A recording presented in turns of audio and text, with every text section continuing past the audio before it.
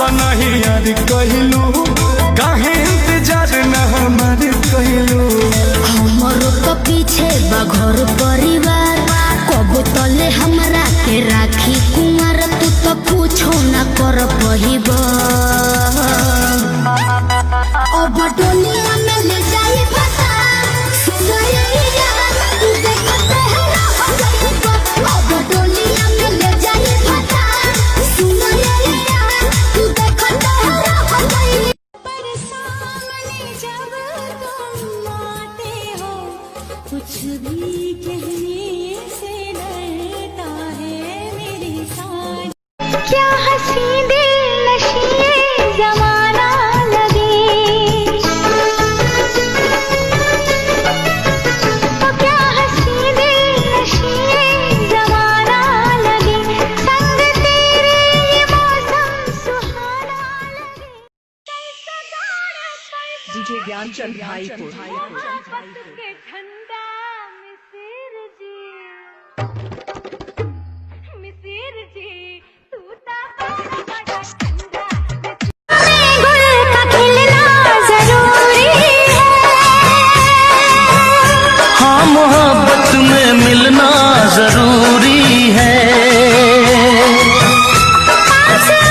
मेला कमान हटोवे तो पहले टाइट हाँ की नरम नरम हाँ। लेला हो जलेबी। अरे तनी टोल बताओ।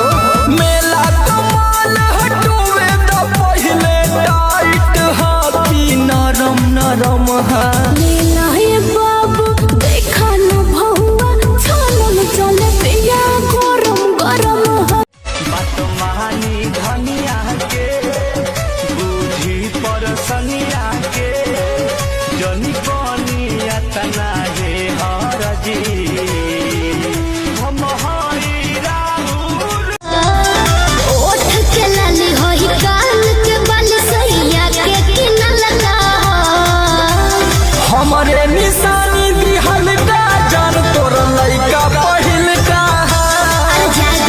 हमरे निशानी लाखों आशिक मर जाते हैं तेरी एक मुस्कान में। मेरे जैसा कोई नहीं है सारे हिंदुस्तान में। सुरहे में सुनर लागे बता दे गतरिया जान सजहू में बनी रे गइलू आँखी के पुतरिया जान। हमरा के तनिको न मानेला दोसर देवाली जाके फानेला ई त घूमी घूमी खोजता चारा भातार भटियारा रहता जाके आरा।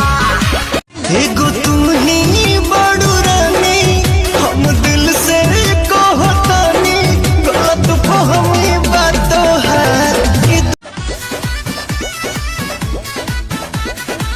बालो न होश में मतलब तू जोश में लागे न दे ये राजा जी मुआई।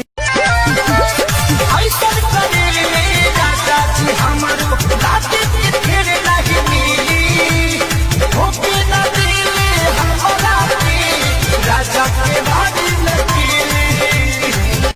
हो कृष्णा बेदर दिया प्रमोद जी प्यार करो नहीं तो होई विरोध जी। अरे वाह क्या वाह ओहो हनु हम जानतानी जवन चाहतारू अभी पहिले उठानी में